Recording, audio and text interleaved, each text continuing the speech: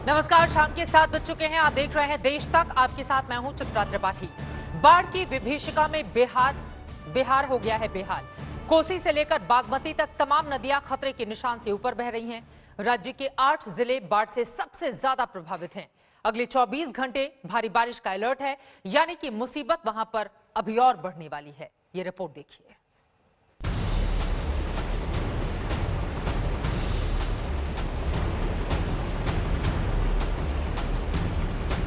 बिहार में हाहाकार है, चारों तरफ बाढ़ का प्रहार है। नदियां अपना रौद्र रूप दिखा रही हैं। खेत, खलिहान, दुकान, मकान सब पानी में समाये हुए हैं। सुपौल में कोसी नदी की गर्जना सिहरन पैदा कर रही है। नेपाल में हो रही भारी बारिश से कोसी नदी खतरे के निशान के ऊपर बह रही है। नदी के हाहाकारी रूप को देखते हुए कोसी बैराज के 56 में से 48 फाटक खोल दिए गए हैं। आगे अभी और खतरा है, क्योंकि मौसम विभाग ने अगले 5 दिन भारी बारिश की चेतावनी जारी की है। खगड़िया में मानो जमीन पर अब समंदर का कब्जा है। नदी अपनी सरहद को तोड़कर बस्ती में आ गई है। मकान पानी में डूबे हैं। 2 मंजिला स्कूल भी चारों तरफ से पानी में घिरा है। यहाँ बागमती और कोसी नदी खतरे के निशान से 2 मीटर ऊपर बह रही है। दर्जनों गांव टापू बन गए हैं। बिहार के 8 जिले बाढ़ से बुरी तरह प्रभावित हैं। इनमें सीतामढ़ी, सुपौल, किशनगंज, दरभंगा, मुजफ्फरपुर, गोपालगंज, शिवहर और पूर्वी चंपारण में बाढ़ से सबसे ज्यादा तबाही मची है। तस्वीरें दरभंगा की हैं, जहां सब कुछ बाढ़ में समाता जा रहा है। गांव के गांव बाढ़ से घिरे हुए हैं। लोग ने गांव खाली कर ऊंचे स्थानों पर शरण ली है। संकट की इस घड़ी में सियासी पुण्य कमाने वाले भी लोग हैं। हायाघाट में पप्पू यादव की पार्टी ने राहत सामग्री बांटी। उनके पास खाने के लिए नहीं है, उनके पास सर छुपाने के लिए कोई जगह नहीं है, पन्नी नहीं है।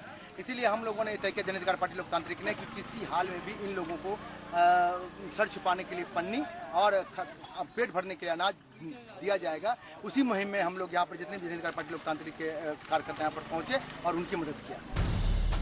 एक तरफ उफनाती नदियां कहर ढा रही हैं, तो दूसरी तरफ मूसलाधार बारिश संकट बढ़ा रही है। पटना के सीआरपीएफ कैंप में घुटने तक पानी भर गया है। कदम कुआं थाना भी पानी पानी है। पटना से सुजीत झा के साथ आज तक ब्यूरो। बिहार से आपको लेकर चलते हैं असम, जहां बाढ़ ने कोहराम मचा रखा है। असम के 26 जिले बाढ़ की चपेट में हैं। वहीं ब्रह्मपुत्र नदी ने रौद्र रूप ले लिया है। इंसान तो इंसान, जानवरों का भी वहां पर बुरा हाल है।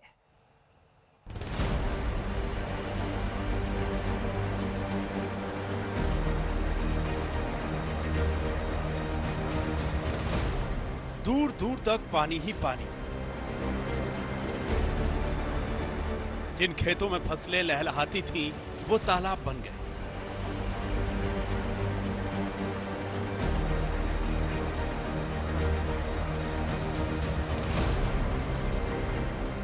जिन सड़कों पर गाड़ियां सरपट दौड़ती थीं, वहां नावें चल रही हैं। और जिन घरों में जिंदगी बसती थी, वहां पानी ने घुसपैठ कर ली है। असम में बाढ़ ने हाहाकार मचा रखा है। ब्रह्मपुत्र नदी ने रौद्र रूप ले लिया है। राज्य के 26 जिले बाढ़ से बुरी तरह प्रभावित हैं।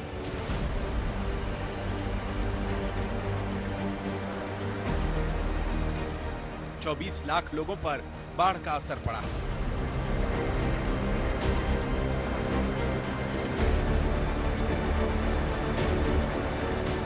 वहीं अब तक 85 से ज्यादा लोगों की मौत हो चुकी है। आज तक की टीम असम के बारपेटा पहुंची तो रास्ते में नाव के अलावा और कोई विकल्प बचा नहीं था। जिंदगी नाव पर तैर रही है। बल्ब जल रहा है। नाव लेकर के मैं असम में आ चुका हूं और क्या कुछ है, ये जो तख्त है जिस पर सोया जा सकता था, ये तख्त यहाँ पर तैर रहा है। घर में थोड़े बहुत कपड़े हैं, जो बस सब कुछ भीग चुका है। दरअसल अब घर में कुछ बचा है ही नहीं। पूरा इलाका एक तालाब बन चुका है और आसमान से बारिश बंद होने का नाम नहीं ले रही। कितना दिन हो गया पानी ऐसे गांव में आए? 2 महीना हो गए। 2 महीने से आप ऐसे रह रही हैं? हाँ। खाना पीना राशन जो बाकी मदद पहुंचती है वो सरकार कह रही है हम मदद दे रहे हैं। घर में 8 केजी चावल पया है, 1.5 केजी दाल पया। गोलपारा का हाल भी बारपेटा जैसा ही। खेत खलिहान मकान सब कुछ डूबे हुए हैं। बच्चे महिलाएं पुरुष सब पानी में फंसे हुए हैं, जिनका रेस्क्यू कर उन्हें सुरक्षित जगहों पर पहुंचाने की कोशिशें जारी हैं। गुवाहाटी का हाल भी बुरा है। काजीरंगा नेशनल पार्क भी पूरी तरह से पानी में डूब चुका है। 100 से ज्यादा जानवरों की मौत हो चुकी है। तबाही का ये मंजर थमने का नाम नहीं ले रहा। गुवाहाटी से हेमंता नाथ और बारपेटा से आशुतोष मिश्रा के साथ आज तक ब्यूरो। बारिश और बाढ़ ने क्या हाल कर रखा है बिहार और असम का, आपने रिपोर्ट देख ली। और इस वक्त की बड़ी खबर राजधानी दिल्ली से आपको देते हैं। दिल्ली के तमाम इलाकों में इस वक्त जाम लगा हुआ है। आपको बताते चले, आज हुई झमाझम बारिश के बाद जल भराव हुआ। उसी का नतीजा है कि दिल्ली में ट्रैफिक की रफ्तार पर ब्रेक लग गया है। डीडीयू मार्ग पर जाम लगा हुआ है। सराय काले खां में आईपी फ्लाईओवर जाने वाले मार्ग को यातायात के लिए बंद कर दिया गया है। ऐसे में आश्रम चौक और साउथ दिल्ली में ट्रैफिक समस्या बढ़ सकती है। रिंग रोड से भैरव रोड जाने वाले मार्ग पर सड़क धंस गई है, जिस कारण यातायात को बंद कर दिया गया है। एक तो जगह जगह जलभराव की समस्या, जैसे ही मूसलाधार तेज बारिश होती है राजधानी दिल्ली में, और इस समय लोगों को दो चार होना पड़ रहा है भारी ट्रैफिक जाम से।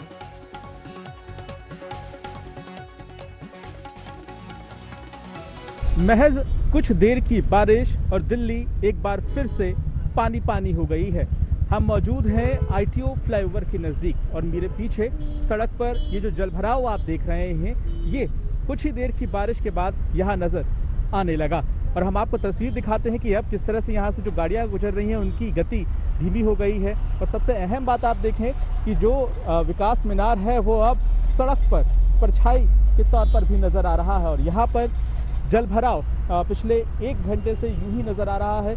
लोगों को ट्रैफिक जाम का यहाँ पर सामना करना पड़ रहा है। और ये तस्वीर इस वक्त कहीं ना कहीं लोगों के लिए एक चिंता की बात जरूर हो गई है, क्योंकि अभी अभी दफ्तरों से छुट्टी हुई है, जिसके बाद लोग अपने घर के लिए यहाँ से रवाना हुए हैं। तो ऐसे में हम आपको तस्वीर भी दिखाते हैं कि किस तरह जल भराव लोगों के लिए परेशानी बन गया। कुछ लोगों के वाहन जो है इस जल भराव की वजह से खराब हो गए। राजधानी दिल्ली के लोगों की अलग ही मुश्किलें और मुसीबत हैं। एक तरफ जगह जगह जल भराव, दूसरी तरफ इस वक्त ट्रैफिक जाम। आगे बढ़ते हुए रुख अब राजस्थान की सियासत का करेंगे, जहां पर गहलोत और पायलट के बीच सियासी घमासान लगातार जारी है। आज हाईकोर्ट से पायलट गुट को थोड़ी राहत मिली, जहां 24 जुलाई तक स्पीकर के एक्शन पर रोक लगा दी गई है। राजस्थान में पायलट और गहलोत के बीच शहमात का खेल जारी है। लगातार गहलोत के निशाने पर नजर आ रहे पायलट के लिए राजस्थान हाईकोर्ट से थोड़ी राहत वाली खबर आई। विधानसभा के अध्यक्ष सचिन पायलट समेत 19 विधायकों को दल बदल कानून के तहत दिए गए नोटिस पर हाईकोर्ट ने फैसला सुरक्षित रख लिया है। कोर्ट ने सचिन पायलट गुट को 24 जुलाई तक की मोहलत दी है। स्पीकर सीपी जोशी ने कहा कि वो मामले में 24 जुलाई तक कोई भी फैसला ना लें। स्पीकर सीपी जोशी ने भी साफ कर दिया है कि वो बागी विधायकों के नोटिस पर अभी कोई एक्शन नहीं लेंगे। पायलट के 19 विधायकों को 3 दिन की मोहलत मिल गई है। वहीं दूसरी ओर दोनों ही गुट आगे की रणनीति के लिए माथापच्ची कर रहे हैं। कोर्ट के फैसले के बाद अशोक गहलोत के अब फ्लोर टेस्ट या विधानसभा सत्र बुलाने के अरमानों पर भी पानी फिर गया है। वहीं गहलोत को अपने 102 विधायकों को संभाल कर रखना एक बड़ी चुनौती है। पिछले 1 सप्ताह से सभी विधायक होटल में रुके हैं। इस तरह से गहलोत के लिए इन सारे विधायकों को साथ कर रखना एक बड़ा चैलेंज है। गहलोत ने दोपहर में विधायक दल की बैठक बुलाई, जहां विधायकों में जोश भरा तो वहीं कुछ दिन और होटल में बिताने की अपील की। ये जो एपिसोड हो रहा है पूरा देश देख रहा है। इंदिरा गांधी क्या पट्टासिक होगा इसमें। जिस प्रकार की लड़ाई आपने लड़ी है, ये कोई मामूली बात नहीं है। बहुमत को 100 क्रॉस किए हुए लोगों को एक साथ यहाँ रखना, टेलीफोन आपके पास में, मोमेंट आपका, कोई किसी में दबाव नहीं है। होटल में विधायकों के मनोरंजन के पूरे इंतजाम हैं, जहां विधायक शोले और मुगले आजम फिल्म का लुत्फ उठाते नजर आ रहे हैं। वहीं योगा, बैडमिंटन खेलकर टाइम पास किया जा रहा है। विधायकों के मनोरंजन के बीच बीजेपी ने सरकार को घेरने की कोशिश की। वहीं कांग्रेस का कहना है कि किसी भी तरह का काम नहीं रोका गया है।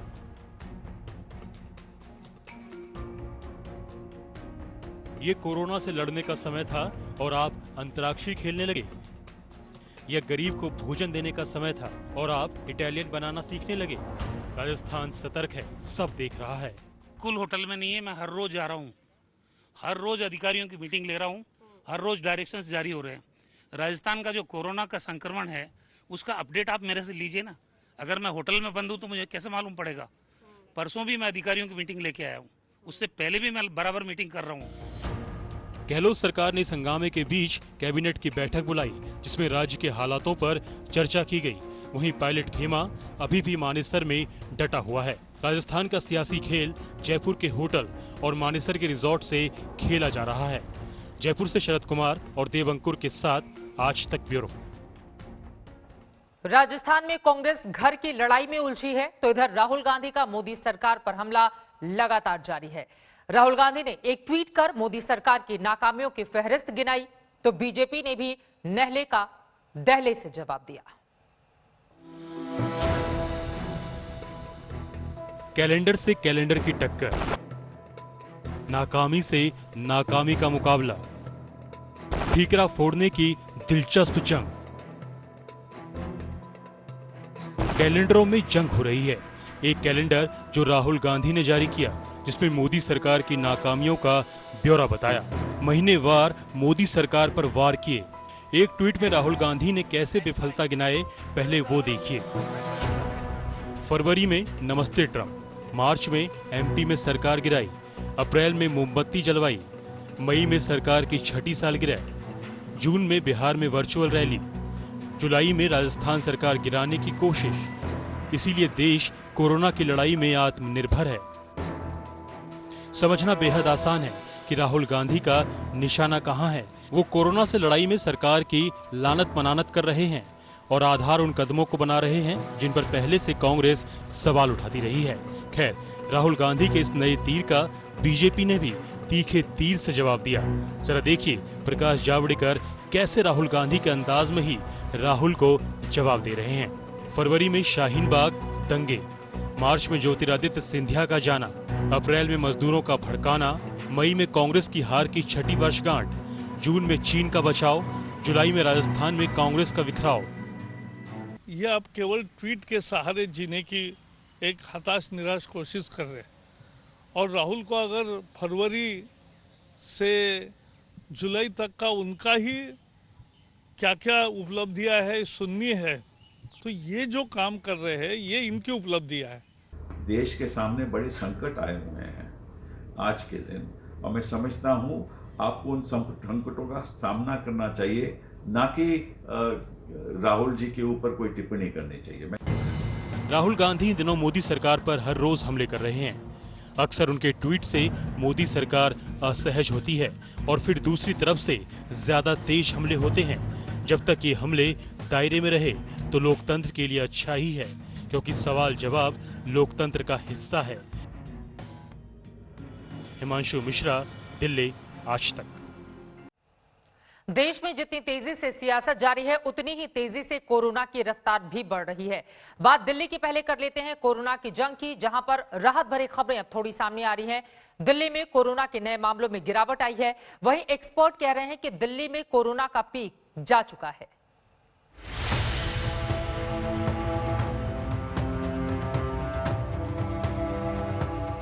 दिल्ली का करीब हर चौथा आदमी इस वक्त कोरोना की चपेट में आ चुका है। ये चौंकाने वाला खुलासा दिल्ली सरकार के सीरो सर्वे में हुआ है, जिसके मुताबिक दिल्ली की 23% आबादी कोरोना की चपेट में आ चुकी है। इसके मुताबिक दिल्ली में एंटीबॉडी के मामले करीब 23.48% हैं, यानी इतने लोग कोरोना वायरस की चपेट में हैं। इसके अलावा दिल्ली में जितने भी केस सामने आए हैं, उनमें अधिकतर बिना किसी लक्षण वाले थे। वहीं दिल्ली का शाहदरा इलाका सबसे ज्यादा संक्रमित है। और तेजी लाई गई डिसीज कंट्रोल के लिए, तो उसका असर दिखा, तो हमें रिजल्ट मिला कि हम उस संक्रमण को और भी दबा सकते हैं। और आज कहाँ पे लगभग 3800-3900 पर डे केसेस हो रहे थे, आज 1000 से नीचे केसेस हो रहे हैं। ये भी दिल्ली ने करके दिखाया। हालांकि एक अच्छी खबर यह है कि दिल्ली में रोजाना नए केस के मामलों में गिरावट आई है। एम्स के डायरेक्टर रणदीप गुलेरिया ने भी माना कि दिल्ली में अब कोरोना का पीक जा चुका है और हालात बेहतर होने वाले हैं, जिसके बाद दिल्ली सरकार थोड़ी राहत महसूस कर रही है। कुल मिलाकर अभी तक 1,23,747 केसेस दिल्ली में हो चुके हैं और कल रिकवरी जो थी जितने नए केसेस से काफ़ी ज़्यादा थी, 1784 लोग रिकवर हुए हैं। कुल मिलाकर 1,04,918 लोग रिकवर होकर ठीक होकर अपने हो चुके हैं बिल्कुल, और ये मुझे लगता है 84% लोग दिल्ली अभी तक ठीक हो चुके हैं। उधर एम्स में कोरोना की वैक्सीन का ट्रायल शुरू हो चुका है। अभी 50 लोगों के ऊपर ट्रायल किया जा रहा है। अगर परिणाम बेहतर हुए तो ये प्रक्रिया आगे बढ़ाई जाएगी। एम्स दिल्ली में 100 वॉलंटियर्स को ट्रायल के लिए रखा गया है। कुमार कुणाल के साथ मिलन शर्मा, दिल्ली, आज तक।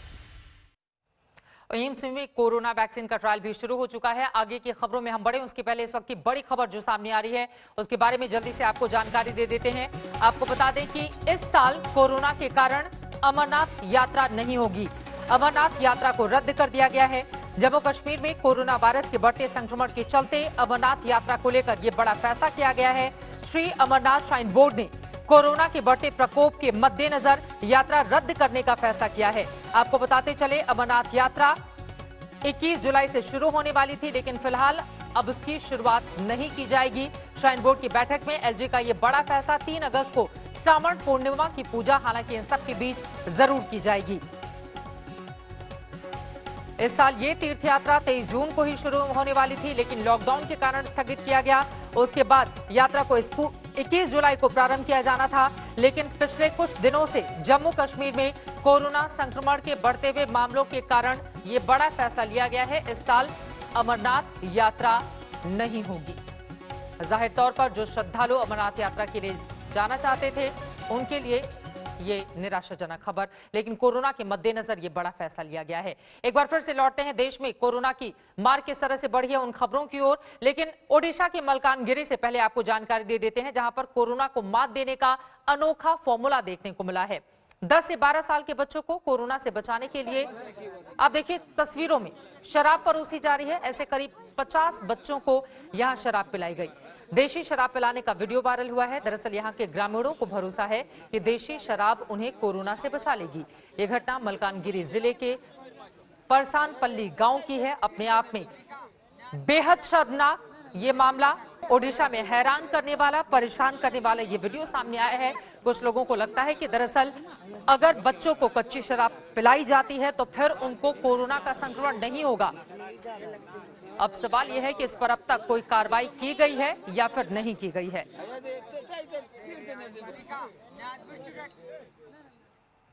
और आगे बढ़ते हुए कोरोना की रफ्तार जिस तरह से देश में बढ़ती जा रही है उस पर एक नजर डाल लेते हैं। देश में कोरोना की रफ्तार सारे रिकॉर्ड तोड़ रही है। बीते 24 घंटों का आंकड़ा हम आपको दिखा रहे हैं। 37,148 कुल केस सामने आए हैं। हालांकि ठीक होने वालों की भी बड़ी संख्या है। 24,491 लोग ठीक हुए हैं, जबकि 587 लोगों की बीते 24 घंटे में जान चली गई है। वहीं आपको बता दें झारखंड के धनबाद से तो एक ही परिवार के 6 लोगों की मौत हो गई, मां की, साथ में उनके 5 बेटों की भी। 24 घंटों का आंकड़ा हमने आपके सामने रखा। अब पूरे भारत की स्थिति जानिए। 11,55,191 अब तक के कुल केस। ठीक होने वालों की तादाद भी बढ़ी है, 7,24,578, जबकि 28,084 लोगों की जान इस कोरोना ने अब तक हिंदुस्तान में ले ली है, जो अपने आप में बेहद दुखद। कोरोना की वैक्सीन का ट्रायल चल रहा है, कितने दिनों में उस पर सफलता मिलेगी ये अपने आप में बड़ा सवाल है। लेकिन ये देश का कोरोना अपडेट हमने आपको दिखाया। देश में कोरोना के आंकड़े लगातार बढ़ते जा रहे हैं, लेकिन बिहार में भी मरीजों की तादाद लगातार बढ़ रही है। केंद्रीय स्वास्थ्य मंत्रालय की भी इस पर नजर बनी हुई है और जोर इस बात पर दिया जा रहा है कि बिहार में टेस्टिंग ज्यादा से ज्यादा हो। जब माइग्रेंट पॉपुलेशन वहां पर वापस गई थी तो स्टेट ने उसको बड़े अच्छे ढंग से मैनेज किया और केसेस का स्प्रेड रोकने में स्टेट काफी हद तक सफल रही। उसके साथ ही जब केसेस की दर वहां पर थोड़ी बढ़ने लगी तो स्टेट ने एक बड़े प्रोएक्टिव स्टेप के रूप में पूरी स्टेट में वहां पर लॉकडाउन इस मंथ एंड तक लगाया हुआ है। हमारा बड़ा क्लियर फोकस है कि सबसे पहले तो हमें टेस्टिंग पर ध्यान देना है। हमने स्टेट गवर्नमेंट से रिक्वेस्ट की है कि जो उनके कंटेनमेंट जोन्स हैं उनको गवर्नमेंट ऑफ इंडिया की गाइडलाइंस के तरीके से बनाया जाए, उसके हिसाब से उसको मॉनिटर किया जाए और वहां पर हम अपने हॉस्पिटल इंफ्रास्ट्रक्चर को और अपग्रेड करें। बिहार के जो मौजूदा हालात बने हुए हैं उसके मद्देनजर काफी ज्यादा महत्वपूर्ण हो जाता है टेस्टिंग बढ़ाई जाए। लव अग्रवाल को आप सुन रहे थे बिहार के मद्देनजर। आगे बढ़ते हुए आपको लेकर चलते हैं गाजियाबाद, जहां पर अपराधी बेलगाम हो चले हैं और पुलिस लाचार है। यहां पर गुंडों ने सरेराह एक पत्रकार को गोली मार दी। पत्रकार का कसूर सिर्फ इतना था कि उन्होंने थाने में गली के कुछ लड़कों के खिलाफ छेड़खानी की शिकायत की थी। अस्पताल में उनकी हालत नाजुक बनी हुई है।